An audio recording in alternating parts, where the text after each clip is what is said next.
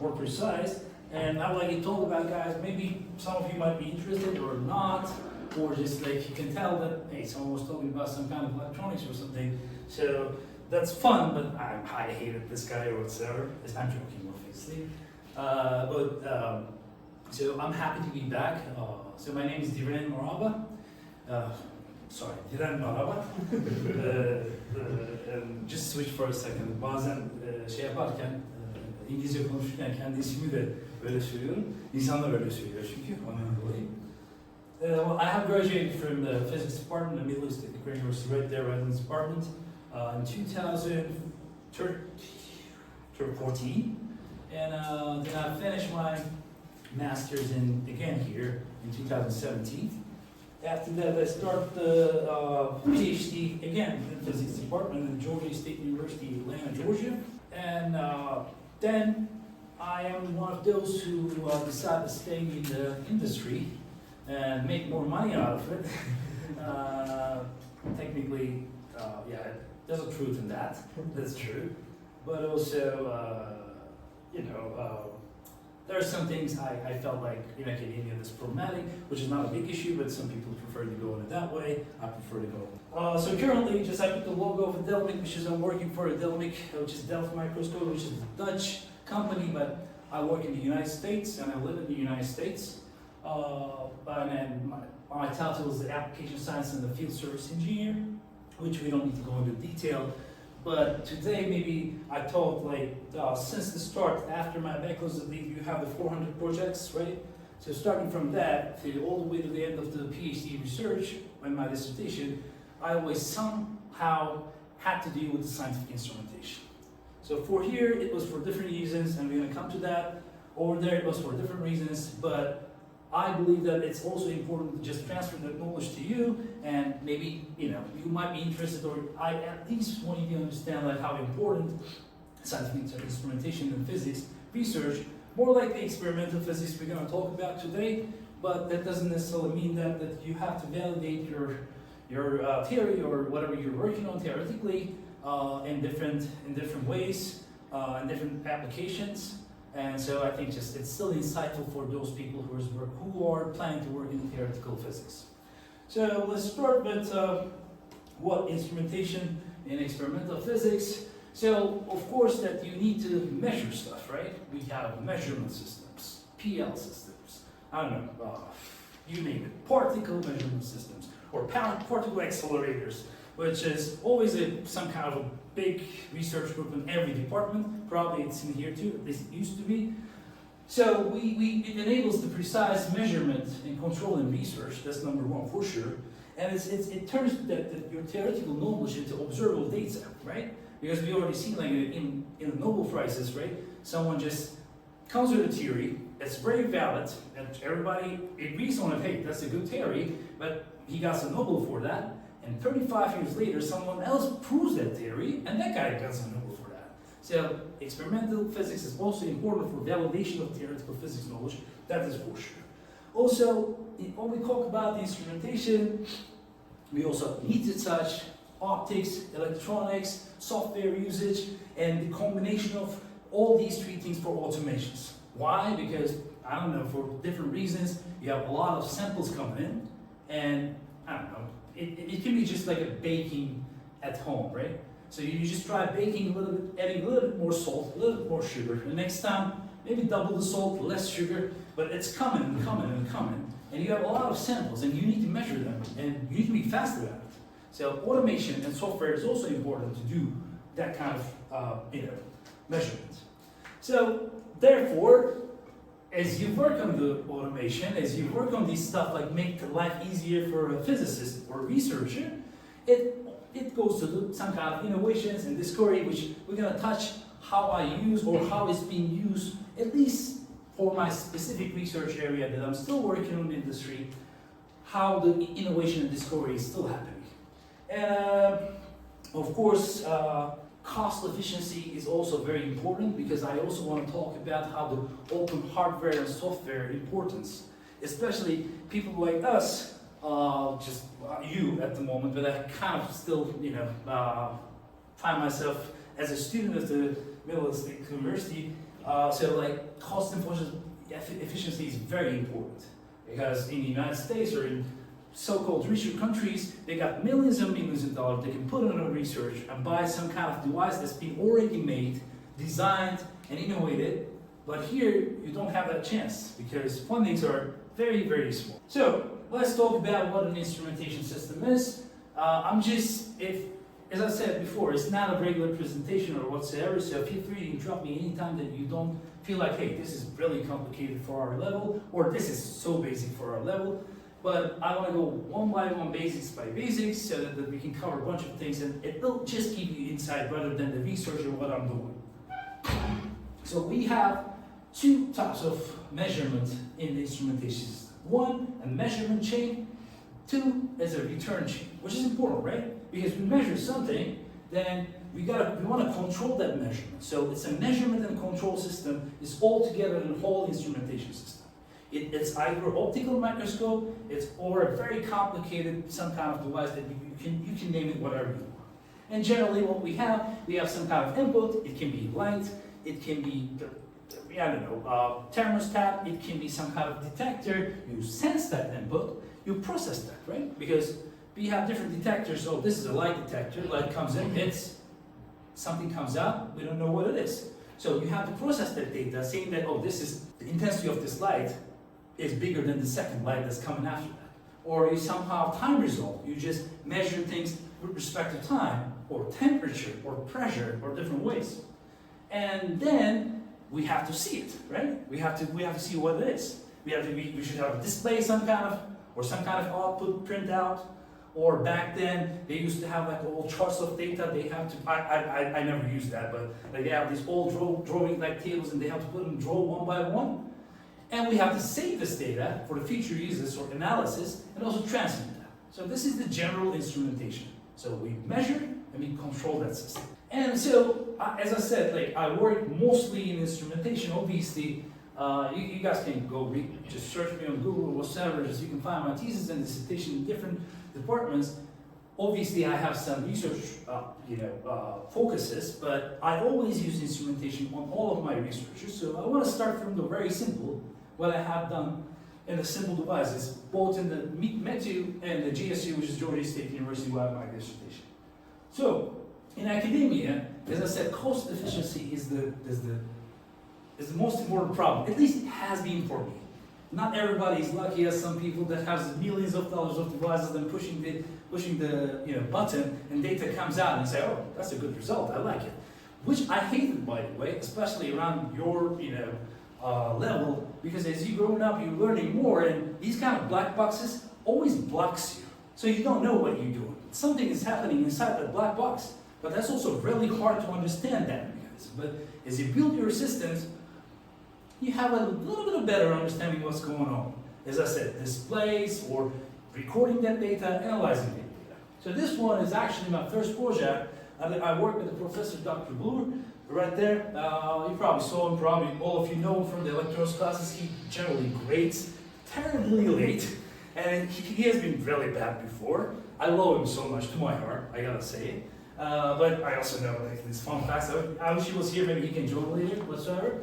So in that one, I use the fully open source hardware, Arduinos, probably some of you know. If you don't know, it's a microcontroller. So you can get digital signals, inputs and downs. But what it does, it has different filters and it rotates around that. So let's say you're measuring lights, but you want to measure different wavelengths. So you can use different filters to measure different wavelengths and talk about what you're measuring. And the second one is actually this side project that I worked like a few weeks. So we made some kind of a linear filter. So as you move, it's in the visible spectrum, moving from around almost in UV, 350 nanometer, all the way to the infrared, 700 nanometer. So as you move that and rotate that, so it's filtering the light that's coming in. And if you put a slit on it, focus on it, great. You have a whole spectrum in front of you. All you have to do is just like measure and slowly with the pace. Of course, you write some codes and microcontrollers, you just change it, and all of a sudden you don't need for every step whatever the resolution of that filter is.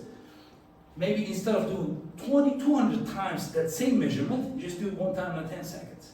That makes life easy. Again, another one from, again here, This is a shutter device. That's literally a mechanical shutter. So it's just like, it's just staying like that. You remember the old camera that has a shutter, it comes with the noise? So it just goes and opens it. But if you happen to use the right tools and microcontrollers, eventually you might be able to go almost as fast as a maybe 100 milliseconds or something. I forgot, but if you're really interested, I can find it somewhere. That's very good. Like there are some liquid crystal chargers, you're a lot faster than that. And you make a little box to it, then you can control the computer, and you can get your output as display, so you can see the results of how fast it is, and you can also control with it. That's the automation. And you're gonna say like, what is the importance of that? Well, sometimes you have sensors or detectors that's really sensitive to the light, except you're measuring, you want to keep it close, or you want to do a time result measurement, which means you excite some kind of symbol. Also, if you don't understand these parts, that's okay. All I'm trying to say is, you just sometimes want to block the incoming light for different purposes, and you can use a device as simple as that. And this guy, I don't know any of you guys, the mechanical atelier down there, but we did this downstairs in the machine shop, and we took this out of the old camera, and we connected to the Arduino again. Simple, very cost efficient, maybe, I don't know, $10 or something like that. Then when we go to that one, this is in the GSU. So in GSU, I was also working with the two-dimensional materials in their research, stretching and stuff like that. And also when we were doing the two-dimensional materials, graphene is very important. And how you produce the graphene is also very important. Therefore, we developed a technique which is surface tension. It's really important. So basically you grow the graphene on the top of some kind of liquid. I'm not going to go into details. But see that very simple. There are two injectors, one for the pumping, one for just like ejecting the water that's coming in. And there's our kind of what we call a fusion tank, and you start to grow the graphene with the chemicals on it. But as you slowly process, and if you automate that, normally people do it manually, pushing slowly, pushing right. But we left it over like 12 hours, and it's slowly good, and it gives you a perfect graphene as you like. And you can publish a picture of that. Just simple as this.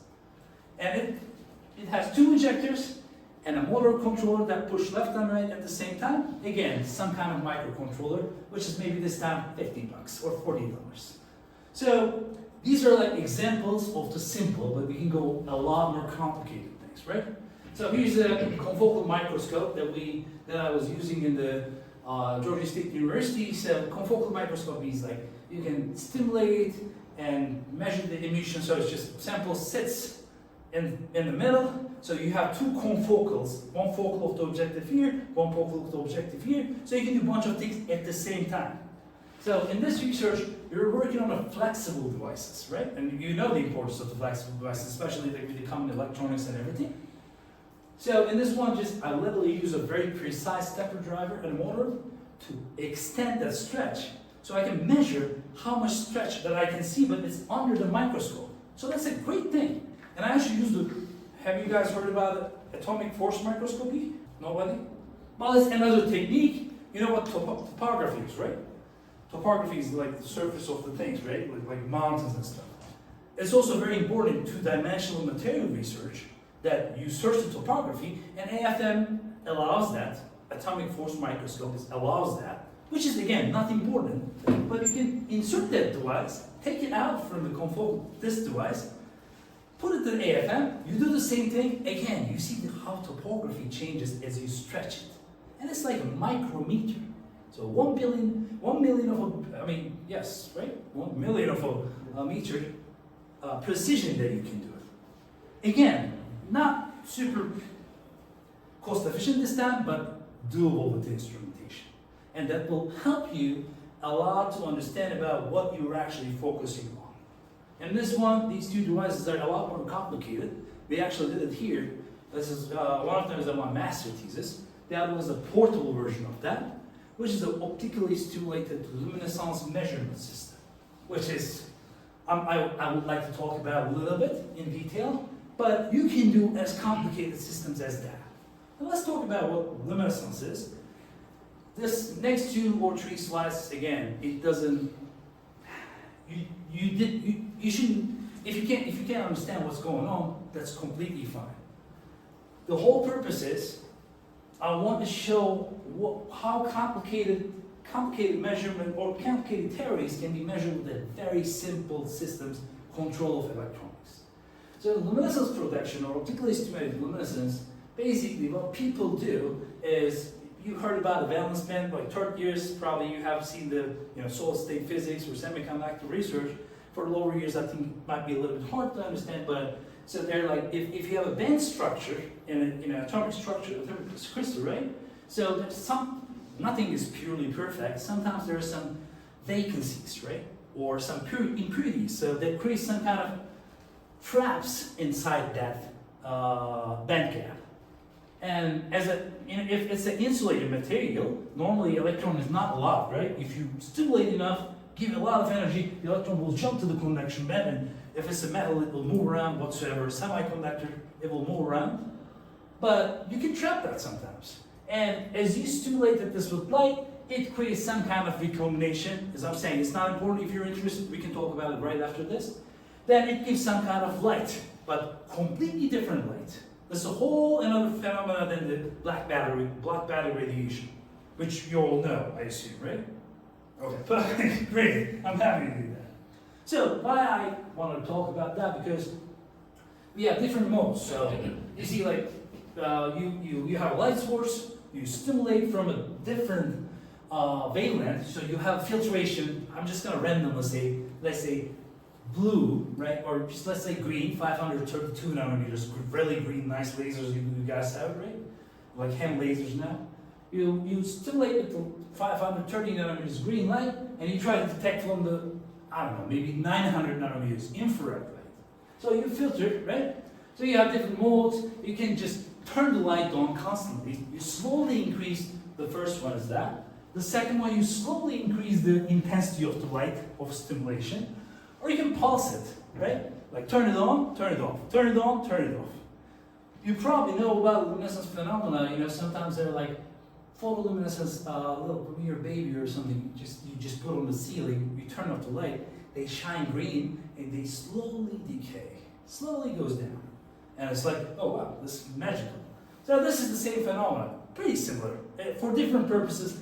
Because I was using this for a different type of research, which is actually radiation dose, but it's not important, as I'm saying. Same logic, same phenomena. It's a decay curve, but it's a lot faster. So what can we do about it, right?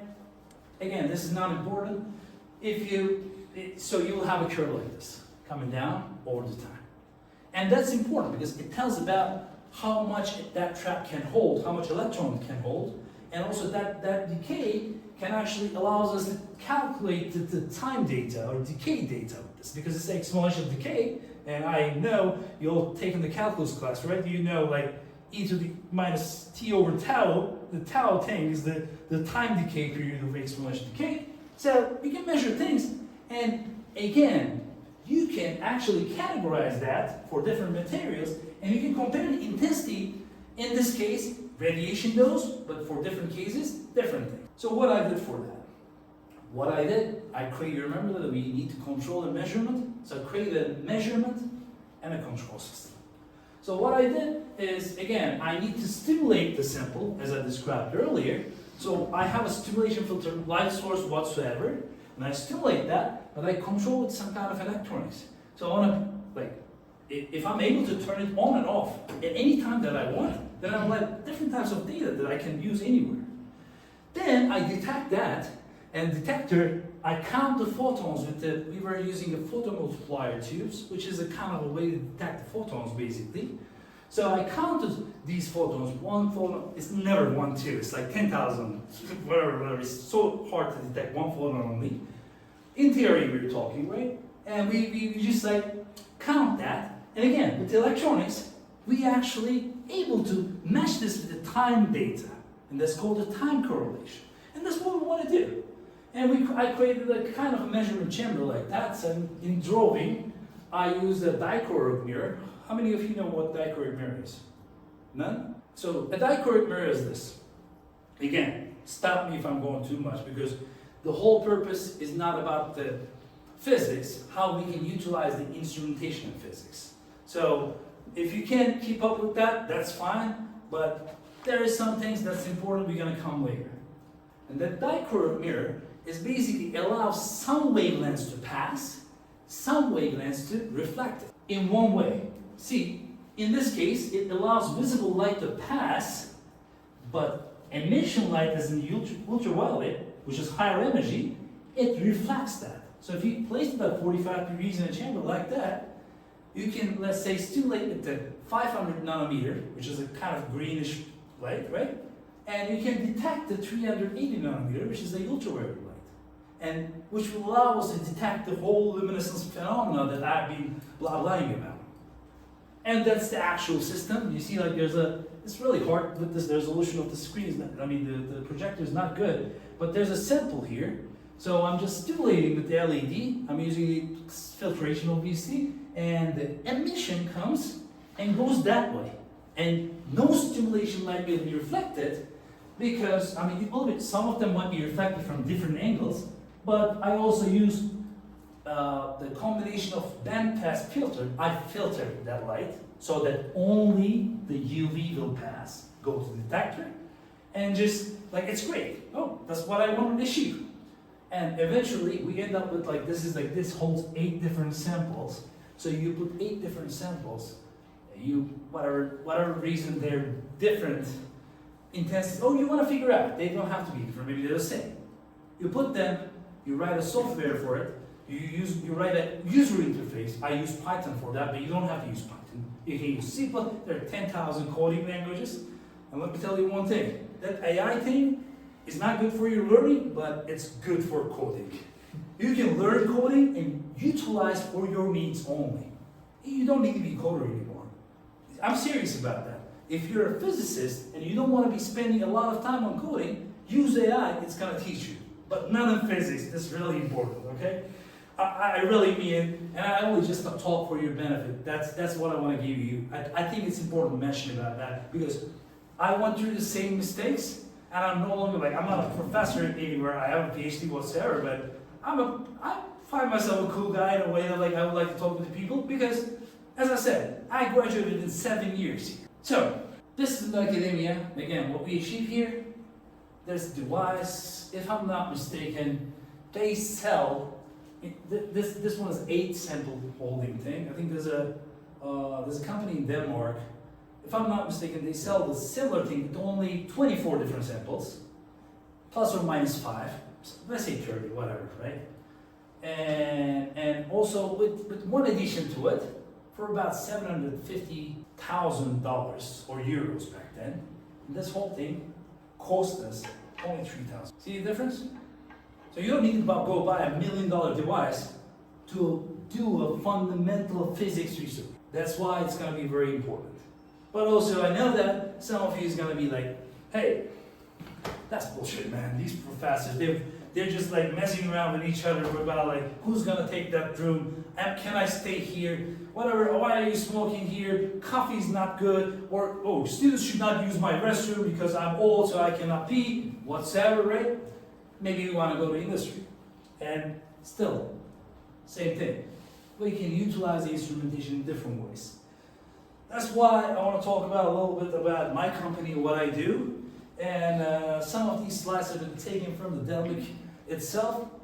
So there's no NDAs or whatsoever, so it's okay to just share them with you. But it's going to involve some kind of sales perspective. So in advance, I'm sorry on that, because when you go to industry, now you don't have annoying academia, but you have annoying salespeople you have to deal with as a physicist, and that's a part of the job you have to do. You pick this department by yourself, this major by yourself, so you have to deal with it, unfortunately, which is the same thing for me. So specifically, I will talk about the cathodoluminescence. You remember, that's why I actually want to mention about luminescence phenomena, luminescence production, because there's different ways to create that light that's coming shining out of the sample. And if you shine light in, just like in our case, in a different wavelength and collect the light from a different wavelength, in that case, you will call it photoluminescence, right? Or fluorescence. right? Different names, different people. Life sciences use this, material science guys use this. The guy in the downstairs in the canteen use different. It's the same thing in different names. Or optically stimulated luminescence, it's the same phenomena, but measuring a dose, which is a little bit complicated, so I'm not going to touch on that.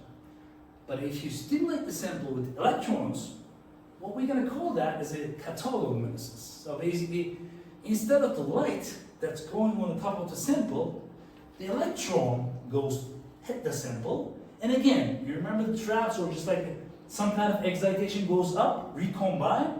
That recombination again happens thanks to the energy of the electron, and when it releases the energy, it's basically light and not a black body radiation. It is a luminescence. Everybody got it? All right, it's a little bit important. That's why I just like trying to go step by step. So what we do in the industry right now, the Delmic specifically, because that's what I work for, right? So we have some scanning electron microscopes. Anybody knows what scanning electron microscope is? No? Do you want to tell? Go ahead.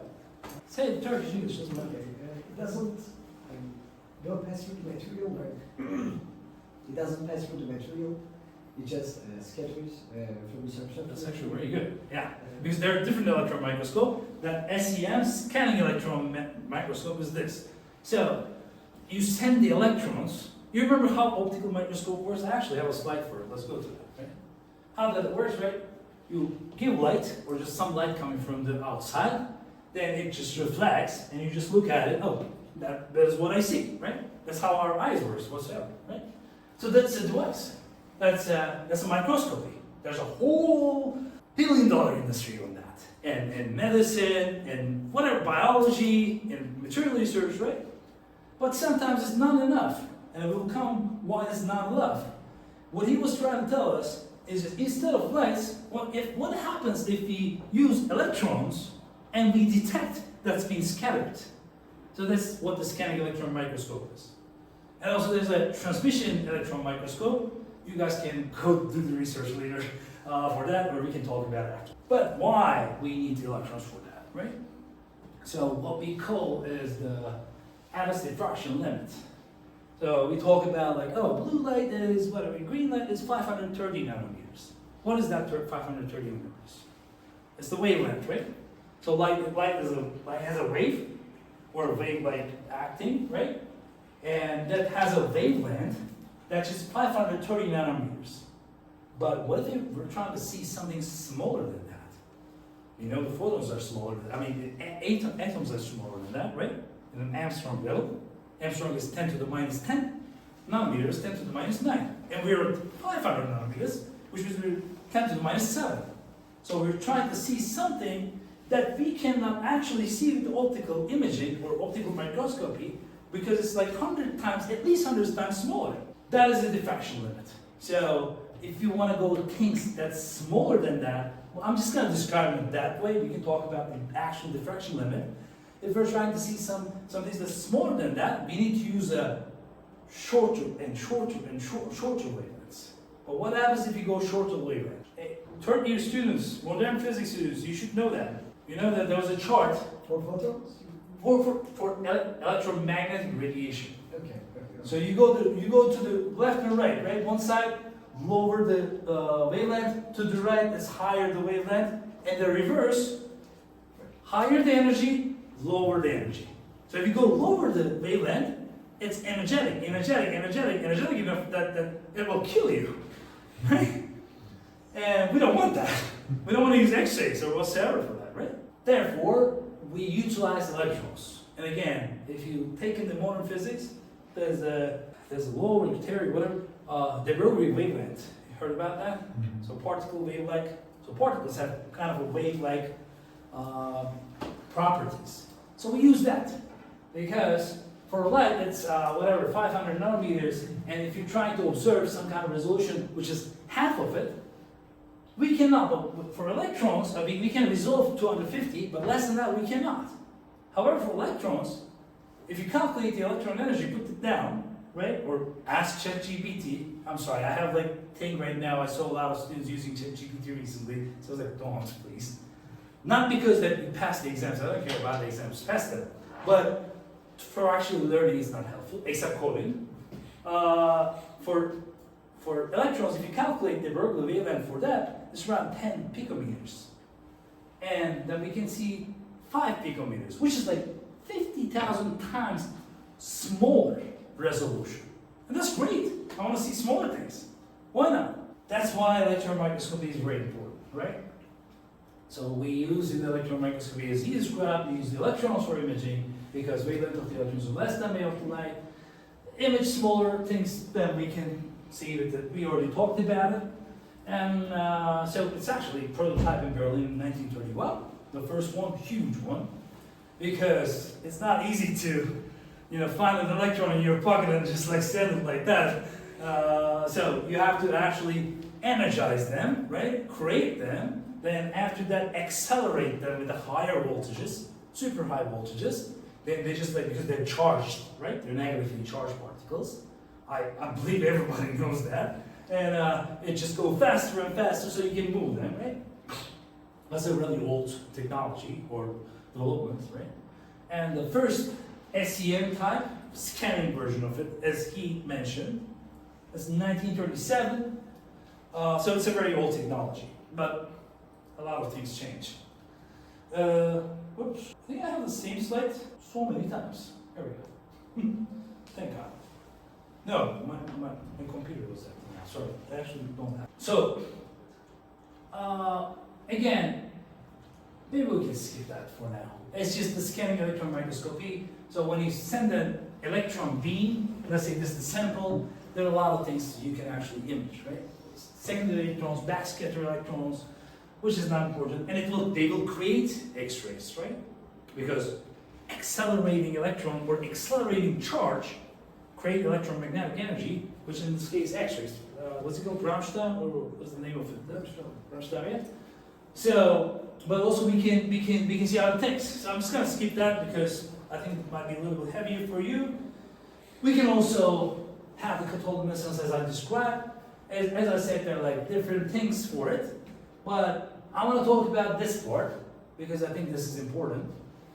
So what is the difference between stimulating the plate or stimulating the electrons other than just like we can see smaller things? Also, we can, because electrons are energetic, you're just like putting them under the acceleration of 30 kilo electron volts for about 1 meter or 2 meters or whatever meter. So you give them a lot of energy. They're energetic, which means that not every sample you have enough energy to stimulate the electron from you remember the conduction band to valence band? Sometimes you don't have enough energy because it's like 3 electron volt, 4 electron volt is not enough to actually go over even some semiconductors, right? But it's really important. Today you guys know what semiconductor is and how we use it. So if you want to understand what kind of structure they have, we want to use some higher energy, and electrons are great for that because we can accelerate them, give them as much as kinetic energy that we want, right? And then we can excite them. And the rest of it we already talked about it. This is not important. We can talk about it a little bit. There are selection rules obviously, so L stays, S stays, so it differs, but it's not important for our purpose. So this is what we sell, okay? As it says, it's the portfolio, right? This is what we sell. But you see how shiny they are compared to what we had before, right? Nice packaging whatsoever, right? So if this is the entry level one, our salesperson goes there, hi, so whatever. And it goes and goes and on, but thanks to instrumentation, we can use, I'm just going to describe a little bit of what it is. So this system has a very simple detector on it to detect photons. This system have a better detector on it. Actually, it's for the PMT, photomultiplier tube, which is a lot more sensitive. But the detector is a little bit more expensive whatsoever, right? But this system, actually it's important, this system and the others, adds one more thing. You know what diffraction spectrum is? Or diffraction gratings? Or spectrometer? Right? So if you put a spectrum in it, you can resolve the wavelength one by one in a one shot. So what comes in, You don't have to, again, you don't need filters. Or you don't even need it. You remember the linear filter I was talking about? So you go left and right, you change it. You don't even need that 10 seconds. It's a 1 second immediate thing, 1 nanosecond thing, right? And you see the whole visible spectrum with using a diffraction grating method. So we have a little bit of, so more expensive, obviously. Again, as I said, this is a sales presentation, copy paste, pictures of these. But, so if you use a spectrograph, it makes it a lot more faster. But, so what happens? You see, this is the whole device, probably roughly around $2-3 million if you want to buy it. Just this part is about like $2 million. This part is about around $500 to $1 million, and that's all instrumentation. Yes, a little bit more, a little bit expensive because we're selling it, right? But it's the same thing. I just want you to realize I started with that small little filter wheel down there in that lab, and we go to the designing and prototyping and procuring and servicing, installing, measuring, using, changing the whole 3 million, 4 million. Money is not important, obviously. I'm just trying to make a point what the difference is, $5 to $5 million whatsoever. But it's the same thing, it's the same idea. Control and measure. What we do, we measure things, right? We have some optics, whatever, we have a detector. We use a spectrograph, we have a better camera, we have a detector. That's the measurement. But what does the detector do? It goes to a computer and it gives you data. And you need to control things, right? You need to control, hey, there's a mirror, there's a parabolic mirror, yeah, it's a very sophisticated mirror. You can see the angle resolution, whatsoever, how the light goes, because something shines, it doesn't shine in one direction. It shines all around. But in some research, it shines left, right, so it matters, right? And I have to control that mirror too, make it left and right. I have a sample. The stage needs to be controlled to the left and right. I want to go to the right of the sample, left of the sample. And eventually, I want to get the display. So I put a monitor in it, I can see what's happening, I can see what's going on, and we keep going and going and going and going, the same thing. Measurement and control. Everybody clear on that? So we have some techniques, like I want to say about like, hey, in industry, what you're going to see, what we see in industry, we're trying to just be able to procure things in a way that we can sell, but this is like, even the CL technique, how many of you knew the CL before today? None? You see, it's been widely used in semiconductors, widely used in geology, started to be used in photonics and quantum, and even soft materials has been starting to use it. I have customers I'm talking in person, and I see a lot of micro LED research. Let's literally Google, Raxium is making your glasses or whatsoever using our devices, whatsoever. Or you go to some kind of a, I don't know, somebody named the university, Stanford, Harvard, MIT. They're using all that. You never heard about it. Not because the CL is the most important thing in the world, but it is a technique that instrumentation allows us to do. And there are other techniques like that. We use a scientific instrumentation in that way. That's being utilized widely. And I want to give some cool examples as I'm wrapping up, because I know I have been taking a lot of your time. And it's end of the day. You probably have classes today. You just want to go out and drink. So before we do that, and you know, great thing about it, I'm not an instructor. I can say whatever I want. So there are some CL applications. So you can see, like this is a gallium nitride rod. It's basically fundamental research for LEDs. You can see the zonations with that, and you can see the intensity is changing in the different zonations. So these colors represent like different parts of it. One is this curve, two is this curve, and this whole thing is probably taken in 4 minutes. Again, automation, instrumentation, control of the measurement system. And this picture I like a lot. It's a really high resolution of zircon grain. Zirconium, you can find it everywhere. Siliconium oxide, quartz, same thing, right? 8010, or you take it, there's zirconium somewhere. That's a very cool image. You can see this, the zonations. I actually have another picture. I'm going to show you the comparison. right? So what's the scale for this? Okay, maybe next one will be better, right? So we're in the 50 nanometers, 50 micrometers scale. That's pretty small, isn't it? It's a little grain. You can see it with the eye, but it's just a grain, it's dust particle. Well, you see, this is an SEM image. You remember we were talking about how powerful SEM technique is compared to light? And this is a CL image. This is, you see the little zonations that you don't see in this SEM image? Right there? And geologists can understand the date of this zircon. And if you go on a site, if you find an archaeological whatever site, and you find some, you take some zircons, and you check that, you can talk about it. Oh, 20,000 years ago, there was some kind of earthquake or whatsoever. I don't know how to do it, but they do, obviously. And another application is plastics. You can see cool images like that. And again, we can have the spectrum output for that. That's great. Even in life sciences, right? So in this case, like whatever they call it, fiducials or whatsoever. But if you're even doing a basic virus research, right?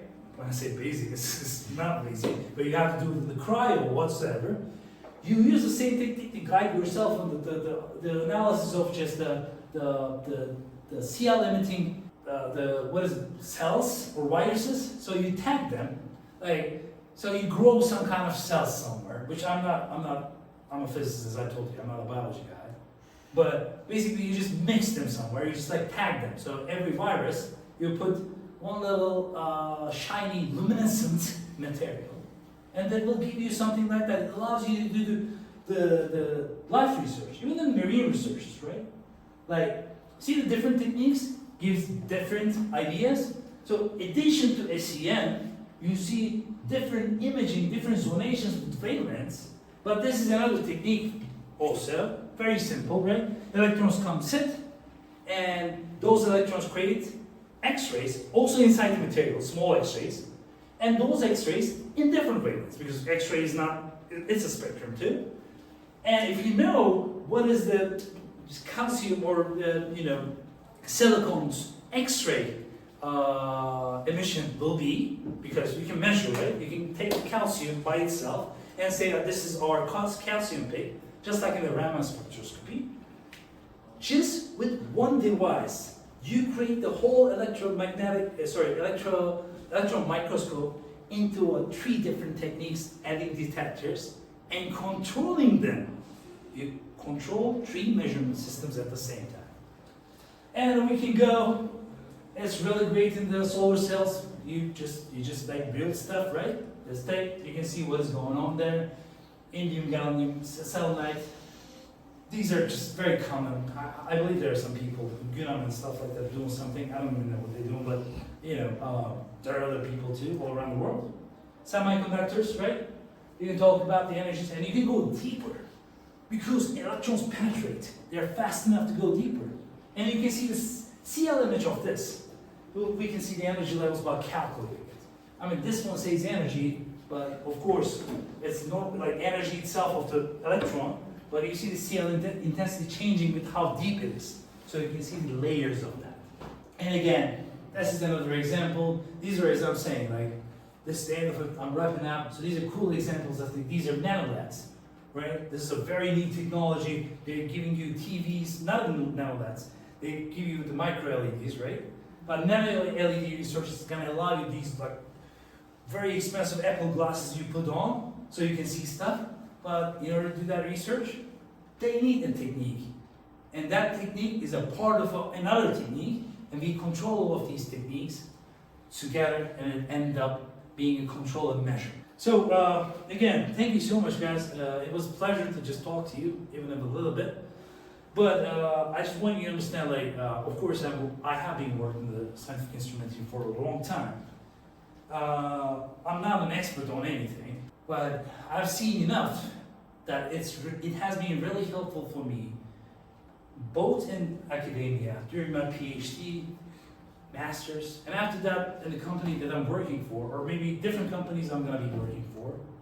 It has been so helpful because I can create my own environments, or if there's a pre-existing environment that's been created, I can diagnose things, I can understand things, And I also want you to understand how people figure out things just. So thank you, and if you have any questions, you can ask me. How do you form the CLV